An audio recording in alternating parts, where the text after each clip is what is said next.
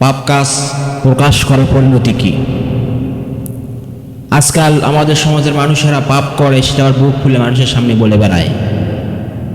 মানুষ পাপ করে সেটা আবার মানুষের সামনে গর্ব ভরে মানুষের সামনে প্রকাশ করে বেড়ায়।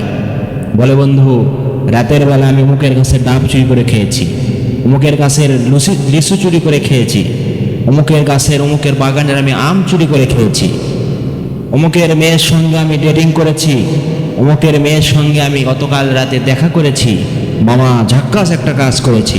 এরকম প্রকাশ করে কি করে না? এদের জন্য আল্লাহ নবী সাল্লাল্লাহু আলাইহি ওয়াসাল্লাম বলেছেন, কুল্লু উম্মতি মুআফান ইল্লাল মুজাহিরিন, আমার সমস্ত উম্মতকে ক্ষমা করা হবে শুধুমাত্র প্রকাশকারী ছাড়া। ওয়া ইন্না মিনাল মুজাহিরাতি আইয়া আমালা রাজুলাম বিল্লাইলি আমালা, প্রকাশকারী ওই ব্যক্তি যে রাতের বেলা পাপ করে আবার সকালবেলা মানুষের সামনে বলে বেড়ায়, অথচ সে রাত এমনভাবে কাটিয়েছে আল্লাহ রাব্বুল আলামিন তার গুনাহগুলোকে মানুষের সামনে প্রকাশ করেনি, মানুষের সামনে তার পাপগুলোকে আল্লাহ রাব্বুল আলামিন প্রকাশ করে দেননি, অথচ সে নিজেই সকালবেলা মানুষের সামনে এগুলো প্রকাশ করে বেড়ায়। আমার প্রিয় ভাইরা, সাবধান থাকতে হবে।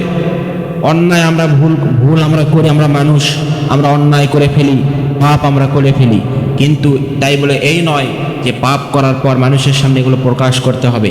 আপনি গোপনে পাপ করেছেন, গোপনে আপনি বড় অন্যায় করেছেন, রাত্রিবেলা দাঁড়িয়ে তাহাজ্জুদের নামাজে, তাহাজ্জুদের সালাতে কেউ জানে না, সবাই ঘুমিয়ে বিভোর হয়ে আছে, আপনি একা একা উঠলেন, ওযু করলেন, নামাজ আদায় করলেন, সিজদায় পড়ে আল্লাহর কাছে ক্ষমা চাইলেন।